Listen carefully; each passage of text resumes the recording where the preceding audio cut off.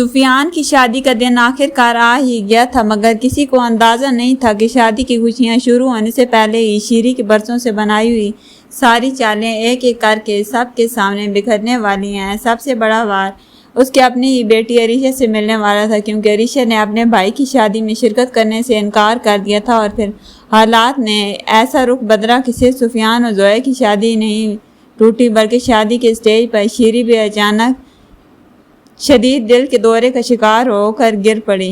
جیسی سفیان اور زویا کی شادی کی رسومات کی تیاری شروع ہوتی ہے، پورے گھر کو دلہن کی طرح سجایا جاتا ہے، مہمانوں کی آمد شروع ہوتی ہے، گھر کی خواتین رسومات میں مصروف ہوتی ہیں اور ہر طرف خوشی اور چہل پہل کا ماحول ہوتا ہے، لیکن اس سارے ہنگامے کے درمیان شیری کی نظریں بار بار دروازے پر جا کر رک جاتی ہیں۔ اسے کسی اور کا نہیں بلکہ صرف عریشہ کا انتظار ہوتا ہے۔ شیری دل ہی دل میں سوچتی ہے کہ آخر عریشہ اب تک کیوں نہیں آئی۔ اسے یقین ہو جاتا ہے کہ عریشہ ضرور آئے گی، اپنے بھائی کی شادی میں شرکت کرے گی اور یوں گھر کی عزت بھی سب کے سامنے برقرار رہے گی، مگر شیری اس حقیقت سے بالکل بے خبر ہوتی ہے کہ عریشہ اب اس کی راز سے پردہ اٹھا چکی ہے، جسے شیری نے برسوں سے سب سے چھپا کر رکھا تھا۔ عریشہ جان چکی ہوتی ہے کہ سفیان نے کبھی زویا سے محبت کی تھی۔ سفیان کی اصل محبت تو زائشہ تھی، مگر شیری نے ہی دونوں کی محبت کو ختم کرنے کی سازش کی تھی۔ اس نے زائشہ کی شادی اسران سے کروانے کا منصوبہ بنایا تھا تاکہ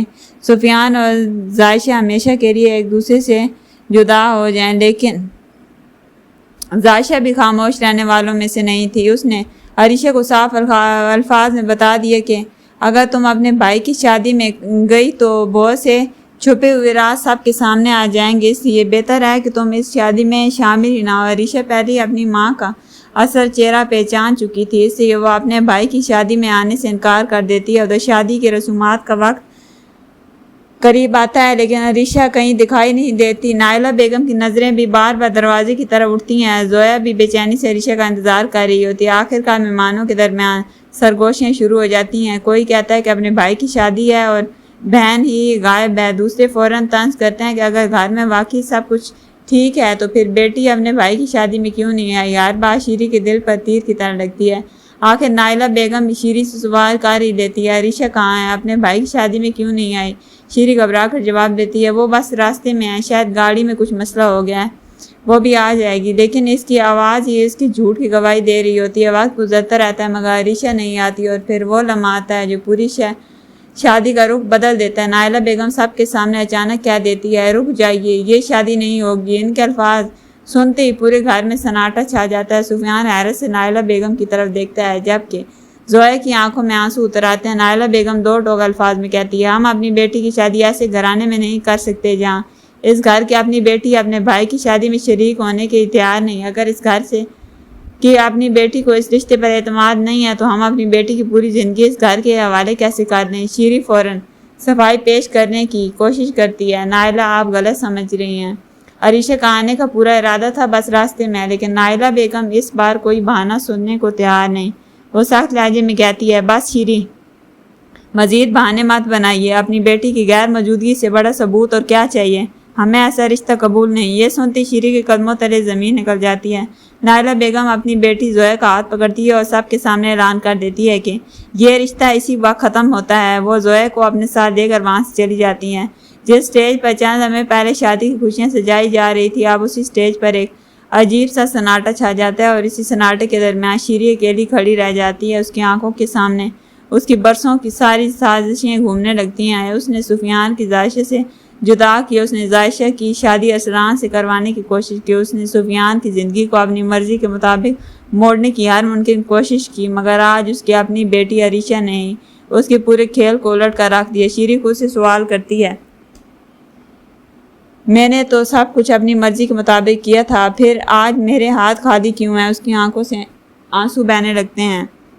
اسے پہلی بار احساس ہوتا ہے کہ جس عزت کو بچانے کے لیے اس نے اتنے رشتے قربان کیے، آج وہی عزت سب کے سامنے خاک میں مل گئی۔ مہمان آہستہ آہستہ وہاں سے چلے جاتے ہیں۔ کوئی شیری کو دیکھ کر سرگوشیاں کرتا ہے، کوئی طنز کرتا ہے، لیکن شیری کسی کو جواب نہیں دیتی۔ وہ بس خاموشی سے اسے خالی سٹیج کو دیکھتی رہتی ہے جہاں کچھ دیر پہلے وہ اپنی بیٹی کی شادی کے خواب دیکھ رہی تھی۔ اچانک اس کے سینے میں شدید درد اٹھتا ہے اور وہ فوراً اپنے سینے پر ہاتھ رکھتی ہے اس کی سانسیں تیز ہونے لگتی ہیں اور وہ لڑکھڑاتے ہوئے صرف اتنا کہتی ہے، اب میرے پاس بچہ ہی کیا ہے۔ اگلے ہی لمحے شیری اسٹیج پر گر پڑتی ہے، گھر میں بھگدڑ مچ جاتی ہے۔ سفیان فوراً دوڑ کر اپنی ماں کے پاس پہنچتا ہے۔ امی، گھر کے دوسرے افراد بھی شیری کو سنبھالنے کی کوشش کرتے ہیں۔ سفیان گھبرا کر چیختا ہے، کوئی ڈاکٹر کو بلاؤ جلدی۔ لیکن شیری کے لیے سب سے بڑا درد اس وقت اس کی جسمانی تکلیف نہیں تھا، اصل تکلیف یہ تھی کہ اس کی برسوں کی بنائی ہوئی ساری سازشیں ایک ہی دن میں ناکام ہو چکی تھیں۔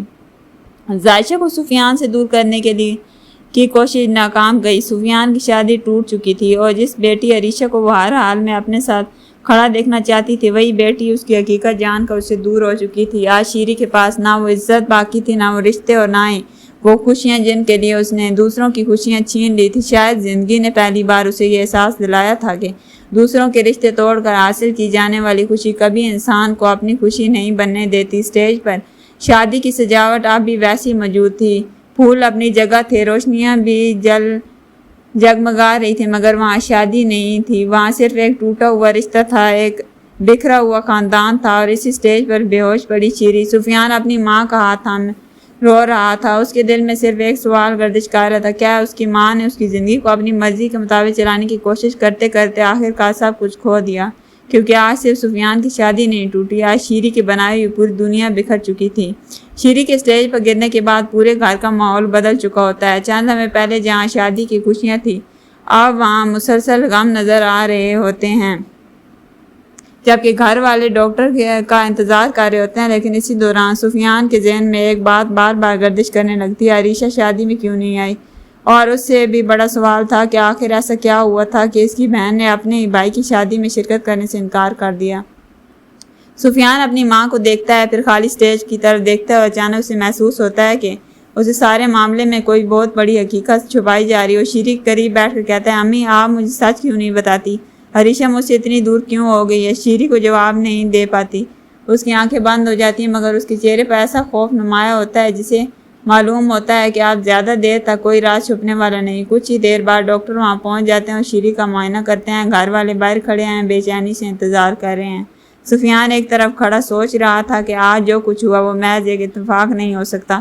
اسی لمحے اس کے فون پر ایک پیغام آتا ہے، پیغام عائشہ کا ہوتا ہے۔ سفیان فوراً فون کھولتا ہے۔ عائشہ صرف اتنا لکھتی ہے، بھائی مجھے معاف کرنا، میں آج شادی میں اس لیے نہیں آئی کیونکہ اگر میں وہاں آ جاتی تو شاید بہت سے ایسے راز آپ کے سامنے آ جاتے جنہیں ابھی تک امی نے آپ سے چھپا رکھا ہے۔ یہ پڑھتے ہی سفیان کے ہاتھ کانپنے لگتے ہیں۔ وہ فوراً عائشہ کو فون کرتا ہے، مگر عائشہ کال نہیں اٹھاتی۔ سفیان کی بے چینی مزید بڑھ جاتی ہے۔ وہ فیصلہ کرتا ہے کہ اب وہ خود عائشہ کے پاس جائے گا، لیکن اس سے پہلے ڈاکٹر کمرے سے باہر آتا ہے۔ سفیان فوراً پوچھتا ہے، ڈاکٹر صاحب میری امی کیسی ہیں؟